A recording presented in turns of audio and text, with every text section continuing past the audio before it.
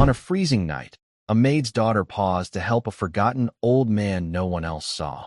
Unaware her compassion would uncover a billionaire's hidden past. The night was cruel in Northwood. Wind howled through empty streets, biting through every layer of cloth and hope. 17-year-old Abigail hurried past the benches, past the faces that looked away, until she saw him. An old man, shivering, lost, clutching a faded photograph like a memory refusing to die. "Sir, are you all right?" she asked, her breath fogging in the frozen air. I can't find my home," he whispered. "It has a blue door. And roses." She hesitated, one step away from keeping her job, one act away from losing everything. But kindness won. What Abigail didn't know was that this moment, this choice would pull her into a story of love, loss, and a legacy buried beneath snow. This is the story of how a single act of compassion changed everything. And before I forget, where are you watching from today? Leave a comment below. We love seeing how far these stories reach. Enjoy the story. A biting wind swept through the streets of Northwood, carrying with it the first flakes of a promised snowstorm. It was the kind of cold that seeped into your bones, a stark reminder of the harshness of winter. For 17-year-old Abigail, it was just another day. Another day of fighting against the cold, against the dead, against the feeling that life was something to be endured, not lived. She pulled her thin coat tighter, her blonde hair whipping around her face, and hurried down the sidewalk, her mind a whirlwind of numbers. Numbers that never seemed to add up. Her mother, Mary, worked as a maid, her hands raw and tired from scrubbing the floors of other people's lives. But no matter how hard she worked, the pile of bills on their small kitchen table only grew taller. The landlord's notices became more frequent, the final warnings more severe. Abigail's part-time job at the local diner barely made a dent in their debt, but it was something. It was a handful of dollars to keep the lights on for another week, to buy a loaf of bread, to pretend that they were not slowly drowning. This evening, the weight of it all felt heavier than usual. Her mother had been quiet at breakfast, her eyes distant and filled with a worry that she tried to hide behind a brave smile. Abigail knew what that silence meant. It meant that they were running out of time. As she turned the corner, a figure hunched on a bench caught her eye. An old man, lost in the vastness of the city, clutching a worn-out photograph. His clothes were thin, his face etched with a confusion that tugged at Abigail's heart. Everyone else rushed past, their heads down, their collars up, too consumed by their own lives to notice the old man shivering in the encroaching twilight. Abigail hesitated. She was already late for her shift. She couldn't afford to lose this job. But her mother's words, a constant refrain from her childhood, echoed in her mind. "Kindness costs nothing, Abby. It's the one thing we can always afford to give." She took a deep breath, the cold air stinging her lungs, and walked towards the old man. A single choice, a simple act of compassion, was about to change her life forever. The old man looked up as she approached, his eyes a faded blue, clouded with a mixture of fear and bewilderment. He held the photograph with trembling hands, his gaze fixed on the smiling faces of a young couple, their images faded with time. "Sir, are you all right?" Abigail asked, her voice soft, not wanting to startle him. He blinked, as if waking from a dream. I seem to be lost," he murmured, his voice raspy with age. "I was supposed to meet my son, but I can't remember where." Abigail's heart ached for him. She looked around, but the street was emptying, the warmth of homes and restaurants a stark contrast to the cold isolation of the bench. "Where do you live, sir? I can help you get home." He shook his head, a flicker of despair in his eyes. "I don't remember the address. Just the house. It has a blue door, and a garden full of roses in the summer." A blue door and a rose garden. In a city of thousands of houses, it was a hopeless clue. Abigail's mind raced. Her shift at the diner, the mounting bills, her mother's worried face. She should leave. She had to leave. But the image of this old man, alone and forgotten, was a weight on her conscience that she couldn't ignore. "My name is Abigail," she said, offering a small smile. "What's your name?" "Henry," he said, his voice a little stronger. "Henry Fitzgerald." "Well, Henry," Abigail said, her decision made. "Let's get you somewhere warm first, and then we'll figure out the rest." She helped him to his feet, his arm frail under her touch.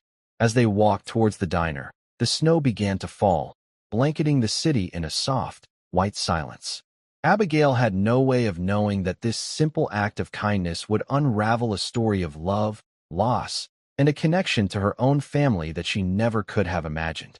A story that would lead her to a world of unimaginable wealth and a legacy of a war hero she had only known through faded photographs.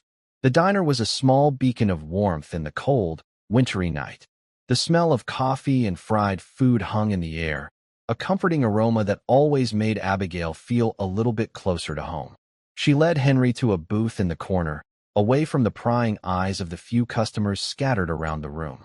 He sank onto the vinyl seat, his shoulders slumping with a weariness that seemed to go beyond his age. "Thank you, my dear," he said, his voice filled with a genuine gratitude that made Abigail's heart swell. "You are a very kind young lady." "It's no problem, Henry," she replied, sliding into the seat opposite him. "Let me get you some coffee. It'll warm you up." She flagged down a waitress, a woman named Carol who had worked at the diner for as long as Abigail could remember. Carol was a no-nonsense woman with a heart of gold, and she looked at Henry with a mixture of pity and concern. "Everything all right here, Abby?" she asked, her eyes lingering on the old man's worn-out clothes. "He's a little lost, Carol," Abigail explained. "I'm just trying to help him find his way home." Carol nodded, her expression softening. "Well, you're a good kid. The coffee's on the house for your friend." As Carol walked away, Abigail turned back to Henry. He was staring out the window, his eyes fixed on the falling snow. There was a sadness in his gaze, a deep and profound loneliness that seemed to emanate from him. "Tell me about the photograph, Henry," Abigail said gently, hoping to distract him from his worries. He looked down at the picture in his hands, his fingers tracing the edges of the faded image. "This is my wife, Eleanor," he said, his voice thick with emotion. "And that's me, a long, long time ago." Abigail leaned in to get a closer look. The photograph was black and white, the couple in the picture dressed in the fashion of a bygone era. The young man was handsome, his smile full of a confident charm.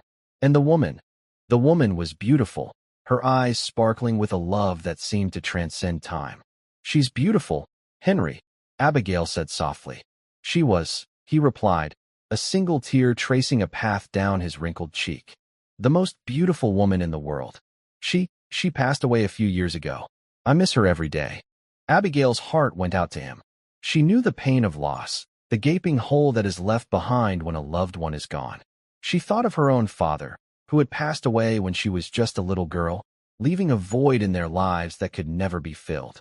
"I'm so sorry, Henry," she said, her voice barely a whisper. He looked up at her, his eyes meeting hers.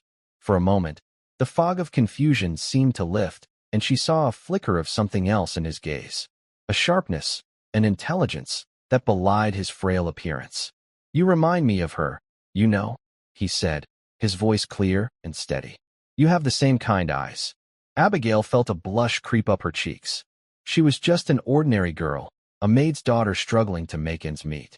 To be compared to the beautiful woman in the photograph was a compliment she didn't know how to accept. Just then, Carol returned with the coffee, her presence breaking the emotional intensity of the moment.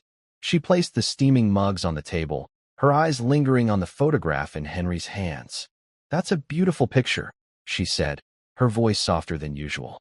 "Thank you," Henry said, his voice once again raspy and distant.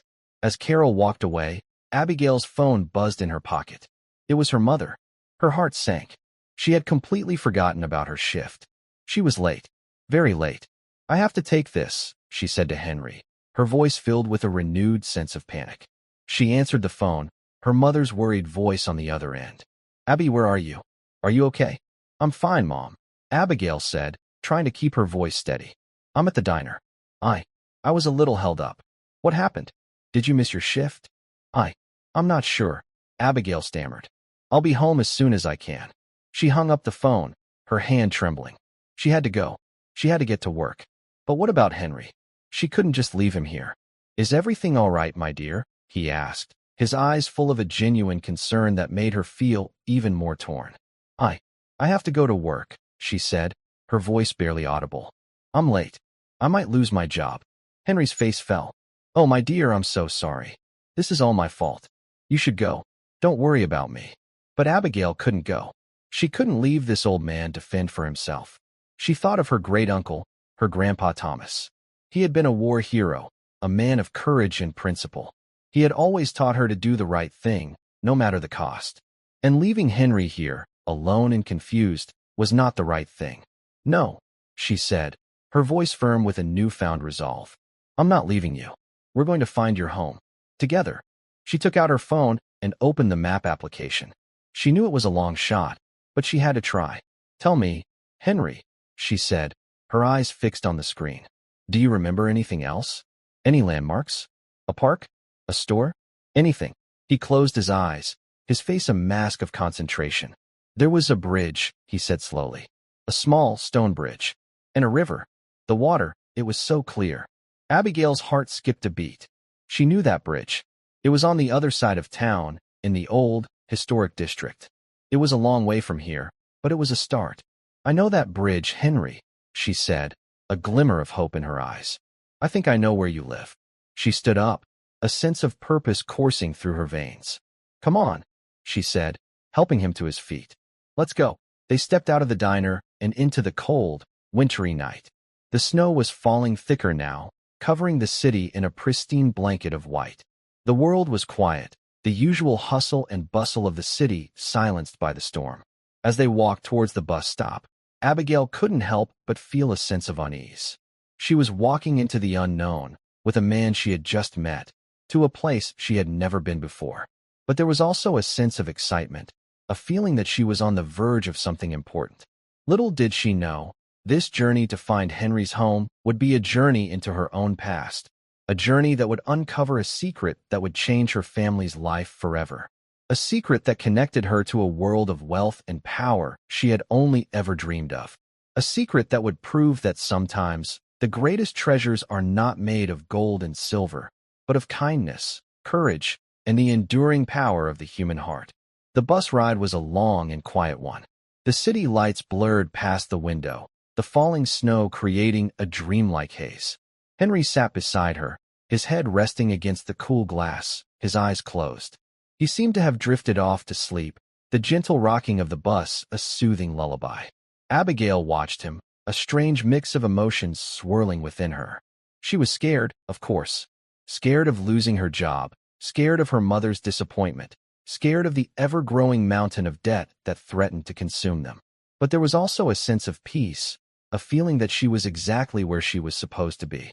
She thought about her great-uncle, Grandpa Thomas.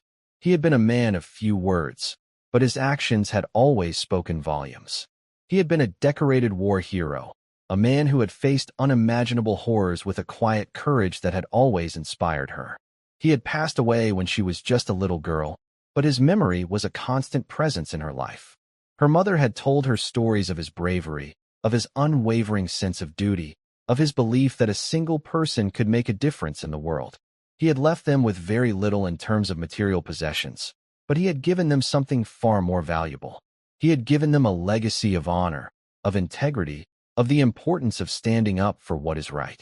As the bus rumbled on, Abigail reached into her pocket and pulled out a small, tarnished silver locket. It had belonged to her great-uncle, a memento of his time in the war. She opened it, revealing a tiny, black-and-white photograph of a young soldier, his eyes full of a determination that seemed to defy the horrors of war. She had never known the man in the photograph, but she had always felt a deep connection to him. He was a part of her family's history.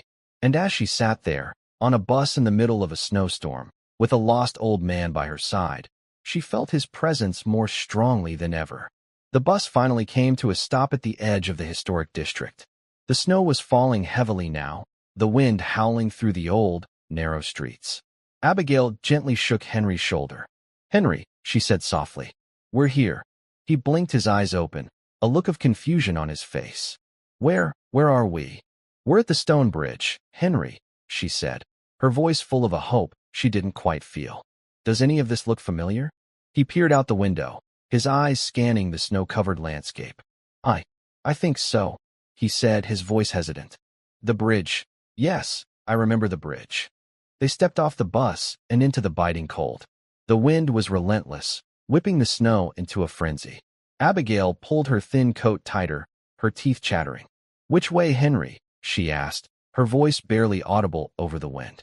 He looked around, his brow furrowed in concentration. "This way," he said, pointing down a narrow, cobblestone street. They walked in silence, the only sound the crunching of their feet on the fresh snow. The houses in this part of town were old and grand, their windows dark and imposing. It was a world away from the small, cramped apartment that Abigail called home. After a few minutes, Henry stopped in front of a large, wrought iron gate. Beyond the gate, a long, winding driveway led to a magnificent stone mansion. "This is it," he said, his voice filled with a sense of awe. "This is my home." Abigail stared at the mansion, her mouth agape. It was the biggest house she had ever seen, a palace of stone and glass that seemed to belong in a fairy tale. "You live here, Henry?" she asked, her voice a mixture of disbelief and wonder. He nodded, a faint smile on his lips. "I do." He reached for the gate, his hand fumbling with the latch. It was locked. He sighed, a look of disappointment on his face. I don't have the key," he said, his voice full of a familiar confusion. Abigail's heart sank. They had come all this way, only to be met with another dead end. She was about to suggest that they go to the police when a black, luxury car pulled up to the gate. The window rolled down, revealing a man in a sharp, expensive suit. "Can I help you?" the man asked, his voice cold and authoritative. We're trying to get inside," Abigail stammered, feeling small and insignificant under the man's scrutinizing gaze. The man's eyes narrowed as he looked at Henry. "And who are you?" he asked, his tone laced with suspicion. I am Henry Fitzgerald," Henry said, his voice a little shaky. "I live here." The man scoffed, a look of amusement on his face. "I think you're mistaken, old man. Mr. Fitzgerald is a very important man. He doesn't just wander the streets in the middle of a snowstorm." He was about to roll up the window when his eyes fell on the photograph in Henry's hand. He leaned in for a closer look, his expression changing from one of amusement to one of shock. "Where did you get that?" he asked, his voice a mixture of awe and disbelief. It's a picture of my wife and me," Henry said, his voice trembling. The man stared at the photograph for a long moment, his eyes darting from the picture to Henry's face. He seemed to be struggling to comprehend what he was seeing. "Mr. Fitzgerald?" he said, his voice barely a whisper. "Is that really you?" Henry nodded, a tear rolling down his cheek. The man fumbled with the controls, the gates swinging open with a soft, electronic hum. He got out of the car, his face pale with a mixture of shock and relief. "Sir, we've been looking for you everywhere," he said, his voice full of a deference that was a stark contrast to his earlier arrogance. "Your son has been worried sick." He opened the car door for Henry, helping him into the back seat with a gentle reverence. He then turned to Abigail, his eyes full of a newfound respect. "Thank you, miss," he said, his voice sincere. "You have done a great service for the Fitzgerald family tonight." He reached into his pocket and pulled out a thick wad of cash. "Please, take this for your trouble." Abigail stared at the money, her mind a whirlwind of emotions. It was more money than she had ever seen in her life, enough to pay off all of their debts, and then some. But she couldn't take it. It didn't feel right. "No, thank you," she said, her voice firm. "I didn't do it for the money." The man looked at her, a look of surprise on his face. He seemed to be at a loss for words. "Please, at least let me give you a ride home," he said, his voice full of a genuine concern. Abigail hesitated for a moment, then nodded.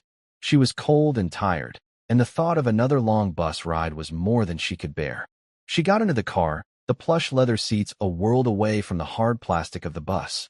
As the car pulled away from the mansion, she looked back at the grand, imposing house, a symbol of a world that she had only ever dreamed of, a world that she had stumbled into by chance, a world that she would soon discover was more connected to her own than she could ever have imagined. The car ride back to her side of town was a blur. Abigail was exhausted, her mind struggling to process the events of the evening. She had set out to help a lost old man, and had ended up at the doorstep of a billionaire. It was a story so unbelievable, so fantastical, that it felt like a dream. The man in the suit, who had introduced himself as Mr. Davies, was quiet for most of the ride. He seemed to be as stunned as she was, his mind still reeling from the shock of finding his boss, the elusive and powerful Henry Fitzgerald, wandering the streets in a snowstorm. When they finally arrived at her apartment building, Abigail felt a pang of embarrassment. The building was old and run down, the paint peeling, the windows dark and grimy. It was a stark contrast to the opulence of the Fitzgerald mansion, a constant reminder of the world that she belonged to. "Thank you for the ride, Mr. Davies," she said, her voice small and timid. "Please, call me David," he said, his voice warm and friendly. "And thank you, Abigail. You have no idea what you've done tonight." He handed her a business card, the paper thick and expensive. "If you ever need anything at all, please don't hesitate to call." She took the card, her fingers tracing the embossed letters.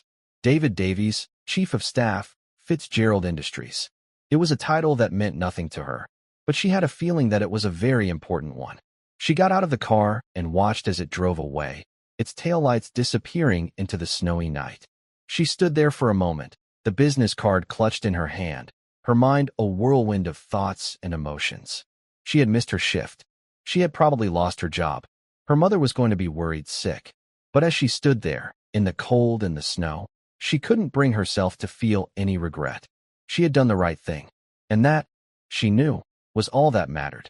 She walked into the apartment building, the familiar smell of damp and decay a harsh welcome back to reality.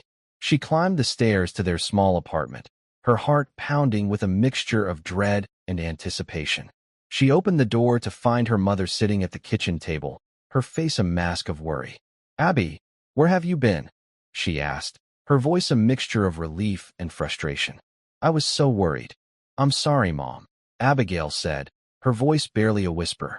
I got held up." She sat down at the table, the events of the evening pouring out of her in a rush of words. She told her mother about the old man on the bench, about the photograph, about the blue door and the rose garden. She told her about the long bus ride, about the grand mansion, about the man in the suit. Her mother listened in stunned silence, her eyes wide with a mixture of disbelief and awe. When Abigail was finished, she just sat there for a long moment, her mind struggling to comprehend the incredible story that her daughter had just told her. "A billionaire, Abby," she said, her voice a mixture of wonder and skepticism. "Are you sure?" "I'm sure, Mom," Abigail said, her voice firm. "His name is Henry Fitzgerald, and he lives in a mansion on the other side of town." Her mother shook her head, a small smile on her lips. "Well, I'll be," she said, her voice full of a quiet pride. "You always did have a knack for finding trouble, didn't you?" Abigail smiled, a genuine smile for the first time that evening. "I guess I did, Mom," she said, her voice light and happy. "I guess I did." They sat there for a while, the silence of the small apartment a comforting presence. The snow continued to fall outside, blanketing the city in a soft, white silence. As Abigail got ready for bed, she couldn't help but think about Henry Fitzgerald. She wondered if he was warm and safe, if he had been reunited with his son. She hoped so. She took out the business card that David Davies had given her, her fingers tracing the embossed letters. She knew that she would probably never see Henry Fitzgerald again, that their paths had crossed for a brief, fleeting moment, and would now diverge forever. But as she drifted off to sleep, she couldn't shake the feeling that this was not the end of the story, that this was just the beginning of a journey that would take her to places she had never dreamed of, and uncover a secret that would change her life forever. The next morning, the city was a winter wonderland. The snow had stopped falling, and the sun was shining, its rays reflecting off the pristine white landscape. But the beauty of the day was lost on Abigail. She had been fired from her job at the diner, and the reality of their financial situation was a heavy weight on her shoulders. She spent the day in a daze, her mind replaying the events of the previous evening over and over again. She couldn't shake the image of Henry Fitzgerald's face, the sadness in his eyes, the way he had looked at her with a mixture of gratitude and kindness. She thought about calling the number on the business card, just to see if he was all right. But she didn't want to be a bother. She was just a girl from the poor side of town, and he was a billionaire. Their worlds were too far apart. As the day wore on, her sense of hopelessness grew. She felt like she was trapped, with no way out. But then, just as she was about to give up, there was a knock on the door. She opened it to find a man in a crisp, clean uniform, holding a large, ornate bouquet of roses. "Delivery for Abigail," he said, his voice polite and professional. Abigail was stunned. She had never received flowers in her life. She took the bouquet, her hands trembling. The roses were a deep, vibrant red, their petals soft and velvety. They were the most beautiful flowers she had ever seen. Tucked into the bouquet was a small, white envelope. She opened it, her heart pounding with a mixture of curiosity and anticipation. Inside was a handwritten note, the script elegant and refined. "Dear Abigail," the note began. "Thank you for your kindness. You are a true angel. Please accept this small token of my gratitude. Henry Fitzgerald." Enclosed with the note was a check for $10,000. Abigail stared at the check, her mind struggling to comprehend the number of zeros. It was more money than she had ever seen in her life, enough to pay off all of their debts and start a new life. She showed the check to her mother, who was just as stunned as she was. They held each other and cried, tears of joy and relief streaming down their faces. It was a miracle, a true, honest-to-goodness miracle. The next few days were a blur of excitement and activity. They paid off their debts, bought new clothes, and even started looking for a new apartment. For the first time in a long time, they felt a sense of hope, a feeling that things were finally going to be all right. But as the initial excitement wore off, Abigail couldn't help but feel a sense of unease. The money was a gift, a godsend, but it also felt like a handout. She wanted to earn her own way, to make her own mark on the world. She decided to call the number on the business card. She wanted to thank Mr. Fitzgerald in person and to tell him that she didn't want any more of his money. She was nervous as she dialed the number, her heart pounding in her chest. But to her surprise, David Davies answered on the first ring. "Abigail, I was hoping you would call," he said, his voice warm and friendly. "Mr. Fitzgerald would like to see you. He has a proposition for you." Abigail was intrigued. A proposition? What could a man like Henry Fitzgerald possibly want from a girl like her? She agreed to meet him at his office the next day. The Fitzgerald Industries building was a towering skyscraper of glass and steel, a symbol of the immense wealth and power that the Fitzgerald family commanded. As she stepped into the elevator, her heart was in her throat. She felt like she was stepping into a different world, a world where she didn't belong. But when she was shown into Mr. Fitzgerald's office, she was surprised to find that it was not as intimidating as she had imagined. It was a large, spacious room, but it was also warm and inviting, with a comfortable fireplace and a wall of books. And sitting behind a large, mahogany desk was Henry Fitzgerald. He looked different from the last time she had seen him. His clothes were immaculate, his hair was neatly combed, and the fog of confusion was gone from his eyes. But he still had the same kind smile, the same gentle eyes. "Abigail, my dear," he said, his voice warm and welcoming. "Please have a seat." She sat down, her hands clasped in her lap. She felt a strange mix of emotions. She was in awe of the man in front of her, but she was also not afraid of him. There was a kindness, a gentleness, about him that put her at ease. "I wanted to thank you again for what you did for me," he said, his voice full of a sincere gratitude. "You saved my life, Abigail, and for that, I will be forever grateful." "It was nothing, Mr. Fitzgerald," she said, her voice barely a whisper. "Please call me Henry," he said, a warm smile on his face. And it was not nothing. It was everything. He leaned forward, his eyes fixed on hers. "Abigail, I have a proposition for you. I would like you to come and work for me." Abigail was stunned. "Work for you? But what could I possibly do?" "I want you to be my personal assistant," he said, his voice firm and confident. "I need someone to help me with my correspondence, to organize my schedule, to accompany me to meetings. I need someone I can trust. And I trust you, Abigail." Abigail was at a loss for words.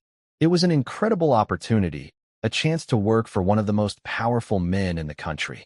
But she was just a girl from the poor side of town, with no experience, no qualifications. I don't know what to say," she stammered.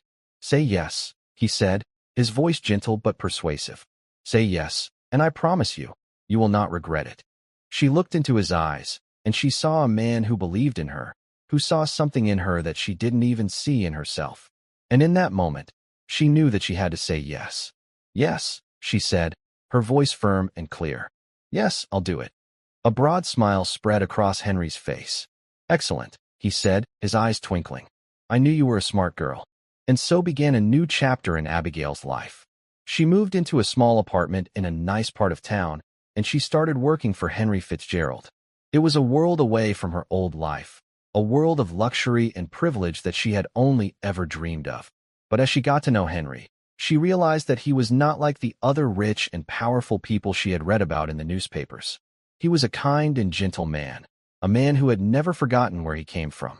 He told her stories of his childhood, of his struggles, of the love of his life, his wife Eleanor. He told her about the war, about the friends he had lost, about the sacrifices he had made. And as she listened to his stories, she began to realize that there was a connection between them, a bond that went beyond that of an employer and an employee. It was a bond of friendship, of mutual respect, of a shared understanding of the importance of kindness and compassion. One day, as they were looking through some old photographs, Henry pulled out a picture of a young soldier. Abigail's heart skipped a beat. It was the same soldier as in her great uncle's locket. "Who is that, Henry?" she asked, her voice trembling. "That," he said, his voice thick with emotion, "is my best friend. Thomas. We served together in the war. He saved my life." Abigail's mind reeled. Thomas. Grandpa Thomas. It couldn't be. She pulled out her locket and showed it to Henry. He stared at it, his eyes wide with a mixture of shock and disbelief. "Where did you get this?" he asked, his voice barely a whisper. "It was my great-uncle's," she said, her voice shaking. "His name was Thomas." Henry looked at her, his eyes full of a dawning realization. "Abigail," he said, his voice trembling. "What was your great-uncle's last name?" "Miller," she said, her voice barely audible. "Thomas Miller." Henry's face went pale. He sank back into his chair, his hand over his heart. "Thomas Miller," he whispered, his voice full of a mixture of awe and wonder. "I've been looking for his family for years." He looked at Abigail, his eyes full of a love and a gratitude that was so profound, it brought tears to her eyes. "It was no accident that we met that night, Abigail," he said, his voice thick with emotion. "It was fate. It was destiny. It was your great-uncle, watching over us, bringing us together." And in that moment, Abigail knew that he was right. It was not a coincidence. It was a miracle that had brought her to this man, to this place, to this life. A life that was far beyond anything she could ever have imagined.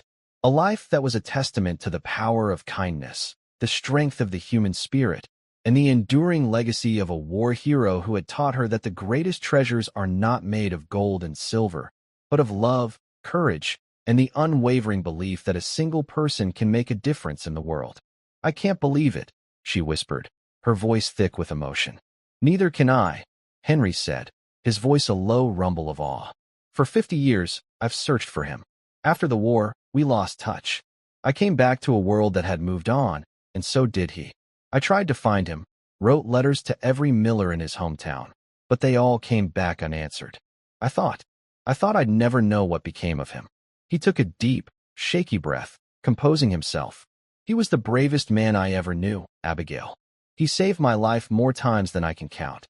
There was this one time, in the Ardennes, the shelling was relentless. We were pinned down, a whole platoon of us. Thomas, he single-handedly took out a machine gun nest that had us trapped. He was wounded, but he never faltered. He was a hero." Abigail listened, captivated. She had heard stories of her great-uncle's bravery, but they had always felt distant, like tales from another lifetime. Hearing it from someone who had been there, who had witnessed his courage firsthand, made it real. It filled her with a sense of pride that was so profound, it made her heart ache. "He never talked about the war," she said softly. "My mother said he came back a changed man. Quieter, more reserved. He carried a sadness with him, a weight that he never shared with anyone." Henry nodded, his eyes distant. "We all did. The war, it takes something from you. A piece of your soul that you can never get back. But Thomas, he never lost his goodness. He never lost his compassion. Even in the midst of all that horror, he was always looking out for the little guy, always ready to lend a helping hand." He looked at Abigail, a warm smile spreading across his face. "Just like you," he said, his voice full of a genuine affection. "You have his heart, Abigail. His kind, compassionate heart." In the weeks that followed, a new routine settled in. Abigail became more than just Henry's personal assistant. She became his confidant, his companion, his connection to a past he thought he had lost forever. They spent hours together, poring over old photographs, sharing stories, and piecing together the life of the man who connected them. Abigail learned that Henry, like her great-uncle, had come from humble beginnings. He had built his empire from the ground up, with nothing but a dream and an unwavering determination to succeed. He was a self-made man, a testament to the power of hard work and perseverance. But he had never forgotten his roots. He was a generous philanthropist, a man who had dedicated his life to helping others. Through Henry, Abigail discovered a side of her great-uncle she had never known.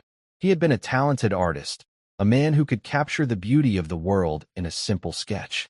He had been a lover of poetry, a man who could recite Shakespeare by heart. He had been a romantic, a man who had been deeply in love with a woman he had met during the war, a woman he had lost to a tragic accident just before he was due to come home. That's why he never married, Henry explained, his voice full of a quiet sadness. He said he had already given his heart away, and he could never love another. The story brought tears to Abigail's eyes. She thought of her great-uncle, a man who had been so full of life, so full of love, and yet had been destined to live a life of quiet solitude. It made her appreciate the small joys of her own life, the love of her mother, the friendship of a man like Henry. As the days turned into weeks, Abigail blossomed. She shed the insecurities of her past, the feeling that she was not good enough, that she did not belong. She discovered a strength, a confidence, a sense of purpose that she had never known before. She was no longer just a maid's daughter. She was a young woman with a bright future, a woman who was making a difference in the world. She also got to know Henry's son, James. He was a man in his late 40s, with his father's sharp mind and his mother's kind eyes. At first, he had been wary of Abigail, suspicious of her sudden appearance in his father's life. But as he saw the profound effect she had on Henry, the way she brought a light back into his eyes, a joy back into his life, his suspicion turned to gratitude, and then to a deep and abiding affection. "You've given him a gift, Abigail," he told her one day, his voice full of a sincere appreciation. "You've given him back his past. You've given him back a piece of himself." But not everyone was as welcoming as James. Henry's board of directors, a group of powerful and influential men, were not happy with Abigail's presence. They saw her as a threat, a distraction, a young woman who had somehow managed to worm her way into the old man's affections. They whispered behind her back, their voices laced with suspicion and contempt. They spread rumors. They questioned her motives. They did everything they could to undermine her. The leader of this opposition was a man named Arthur Vance, a ruthless and ambitious man who had been Henry's right-hand man for years. He saw Abigail as an obstacle to his own plans, a threat to his own power. He was determined to get rid of her, one way or another. The conflict came to a head during a crucial board meeting. Henry was proposing a new initiative, a charitable foundation dedicated to helping veterans and their families. It was a project that was deeply personal to him, a way of honoring the memory of his friend, Thomas Miller. But Vance and his faction were vehemently opposed. They saw it as a waste of money, a sentimental project that would do nothing to improve the company's bottom line. They argued, they debated, they tried to bully Henry into submission. Abigail sat by Henry's side, her heart pounding in her chest. She had never been in a room with so many powerful men, had never witnessed such a display of corporate greed and ambition. She felt small and insignificant, a lamb in a den of wolves. But then she looked at Henry. He was old, he was frail, but he was not weak. He sat there, calm and composed, his eyes full of a quiet determination. He listened to their arguments, their threats, their condescending remarks. And when they were finished, he spoke. His voice was not loud, but it was firm, and it was clear. He spoke of his friendship with Thomas Miller, of the sacrifices they had made, of the debt that they owed to the men and women who had fought for their country. He spoke of the importance of compassion, of giving back, of making a difference in the world. And as he spoke, Abigail saw a change in the room. The men who had been so arrogant, so dismissive, began to look down at their hands, their faces flushed with a mixture of shame and guilt. They had been so focused on profits and power that they had forgotten the human cost of war, the human value of compassion. When Henry was finished, there was a long, profound silence. And then, one by one, the board members began to speak. They spoke of their own fathers, their own grandfathers, their own brothers who had served in the military. They spoke of the debt that they owed, the gratitude that they felt. And in the end, the vote was unanimous. The foundation was approved. It was a victory for Henry, a victory for the memory of Thomas Miller, a victory for the power of kindness and compassion. As they walked out of the boardroom, Henry leaned on Abigail's arm, his steps slow but steady. He looked at her, a proud smile on his face. "You were very brave in there, Abigail," he said, his voice full of a genuine admiration. "I didn't do anything," she said, her voice a mixture of surprise and humility. "You did more than you know," he said, his eyes twinkling. "You were my strength. You were my courage. You were my conscience." And in that moment, Abigail knew that she had found her place in the world. She was no longer just a maid's daughter, no longer just a personal assistant. She was a partner, a confidant, a friend. She was a part of something bigger than herself, a part of a legacy of kindness and compassion that would live on long after she was gone. The winter snow began to melt, replaced by the first signs of spring. The days grew longer, the air grew warmer, and the world seemed to be waking from a long, deep sleep. And as the seasons changed, so did Abigail's life. The Thomas Miller Foundation was a resounding success. It provided financial assistance, job training, and emotional support to thousands of veterans and their families. It was a beacon of hope, a testament to the enduring power of a single act of kindness. Abigail threw herself into the work of the foundation, her passion and dedication inspiring everyone around her. She was no longer the shy, insecure girl who had stumbled into Henry Fitzgerald's life. She was a confident, capable young woman, a leader, a force for good in the world. And as she worked, she learned more and more about her great-uncle, the man who had unknowingly brought her and Henry together. She learned that he had been a man of great integrity, a man who had always stood up for what he believed in, no matter the cost. He had been a champion of the underdog, a protector of the weak, a man who had dedicated his life to serving others. She realized that she was not just honoring his memory, she was continuing his legacy. She was carrying the torch that he had passed on, a torch of kindness, of compassion, of the unwavering belief that a single person can make a difference in the world. One sunny afternoon, as she was walking through the park, she saw a young girl sitting on a bench, crying. She was a young, single mother, and she had just been evicted from her apartment. She had nowhere to go, no one to turn to. Abigail sat down next to her, her heart going out to the young woman. She listened to her story, her words of comfort and reassurance a soothing balm to the young mother's wounded soul. And then she did something that would have been unthinkable just a few months ago. She took out her checkbook and wrote a check for a sum of money that would have been a fortune to her in her old life. It was enough to get the young woman a new apartment, to buy her some food, to give her a fresh start. The young mother looked at the check, her eyes wide with a mixture of disbelief and gratitude. She threw her arms around Abigail, her tears of despair turning to tears of joy. "Thank you," she whispered, her voice choked with emotion. "Thank you for seeing me. Thank you for caring." As Abigail walked away, a sense of peace and contentment washed over her. She had not done it for the praise, for the recognition, for the feeling of self-satisfaction. She had done it because it was the right thing to do. She had done it because it was what her great-uncle would have done. She had finally understood the true meaning of wealth. It was not about money, or power, or possessions. It was about the ability to make a difference in the lives of others. It was about the joy of giving, the satisfaction of helping, the profound and enduring legacy of a kind and compassionate heart. As she looked up at the sky, the sun warm on her face, she felt a sense of gratitude that was so profound, it brought tears to her eyes. She was grateful for the hardships she had faced, for the struggles she had endured, for the journey that had brought her to this place. She was grateful for her mother, for her unwavering love and support. She was grateful for Henry, for his friendship, his wisdom, his belief in her. And most of all, she was grateful for her great-uncle, the man she had never known, the man who had changed her life forever. She knew that her journey was far from over, that there would be more challenges, more obstacles, more struggles to overcome. But she was no longer afraid. She was strong. She was confident. She was ready to face whatever the future held. For she knew that she was not alone. She was a part of a legacy, a chain of kindness that stretched back through the generations.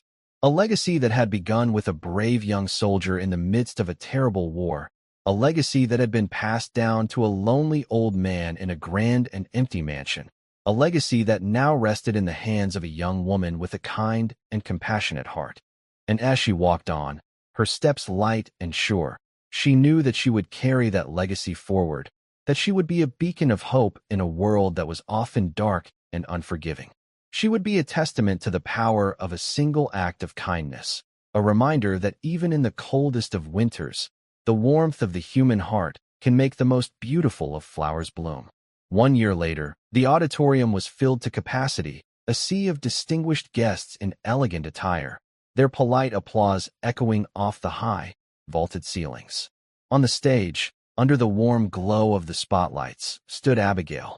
A year ago, she would have been invisible in a room like this, another face in the crowd, or more likely, one of the staff serving drinks. Tonight, she was the keynote speaker. She wore a simple, dark blue dress, a stark contrast to the glittering jewels and designer gowns around her, but she stood with a poise and confidence that commanded the room's attention. It was the first anniversary gala for the Thomas Miller Foundation. In just 12 months, it had become a formidable force for good, a testament to what could be accomplished when compassion was backed by resources. Abigail looked out at the audience, her eyes finding her mother, Mary, in the front row. Mary's eyes were shining with tears, a proud, radiant smile on her face. Next to her sat James Fitzgerald, who gave Abigail a reassuring nod. A year ago, Abigail began, her voice clear and steady, amplified by the microphone but losing none of its warmth. I met a man on a cold winter night. He was lost, and he was alone. Helping him seemed like a small thing at the time, the kind of thing anyone would do. She paused, a gentle smile touching her lips. But I've learned this past year that the small things are often the ones that matter most. They are the hinges on which our lives can turn. She spoke not of balance sheets or quarterly reports, but of people. She told the story of a young veteran named Michael, who had returned from his tour with injuries both visible and invisible. He had lost his job, his home, and was on the verge of losing his family. The foundation had provided him with physical therapy, counseling, and job placement assistance. Just last week, he had sent Abigail a picture of himself standing in front of his new house, his arms wrapped around his wife and daughter, his smile wide and genuine. She spoke of another veteran, an elderly woman named Sarah, who had served as a nurse in a forgotten war. She was living in poverty, her medals tucked away in a dusty box, her service all but erased by time. The foundation had given her a grant to live comfortably, to have the dignity she had earned. More than that, they had helped her record her story, preserving her legacy for future generations. As Abigail spoke, the room grew quiet. The clinking of glasses ceased, the polite murmurs died down. The audience was captivated, not by a polished speech, but by the raw, honest emotion in her voice. They were not just donors. They were witnesses to the profound impact of their generosity. She concluded her speech by holding up the small, tarnished silver locket that had once belonged to her great-uncle. This locket belonged to Thomas Miller, she said, her voice thick with emotion. He was a hero who saved the life of his best friend, Henry Fitzgerald.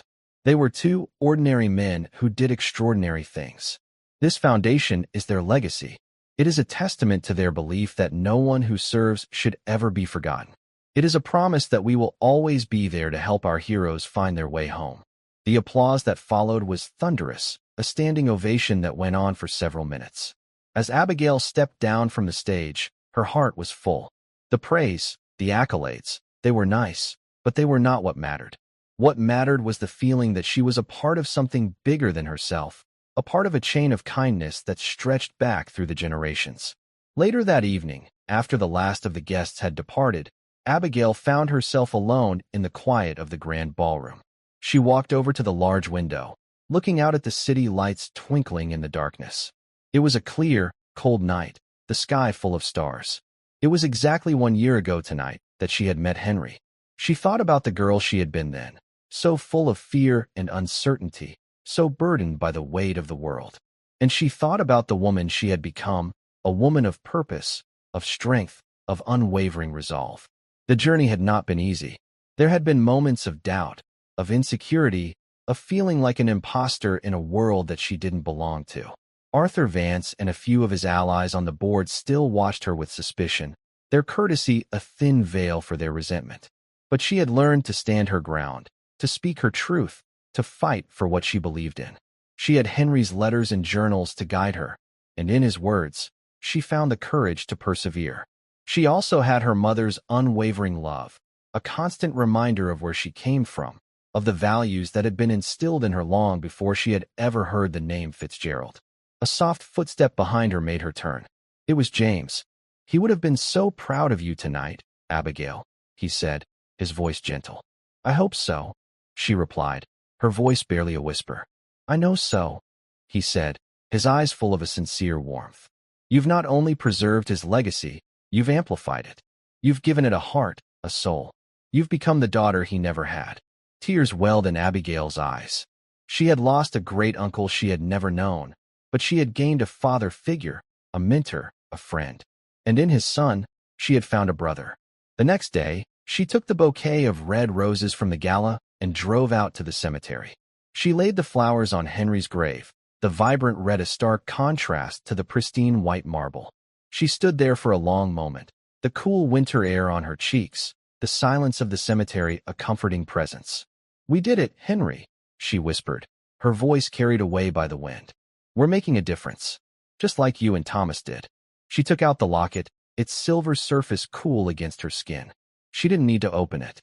The image of the young soldier was etched in her mind, a constant reminder of the courage, the sacrifice, the love that had set this incredible journey in motion.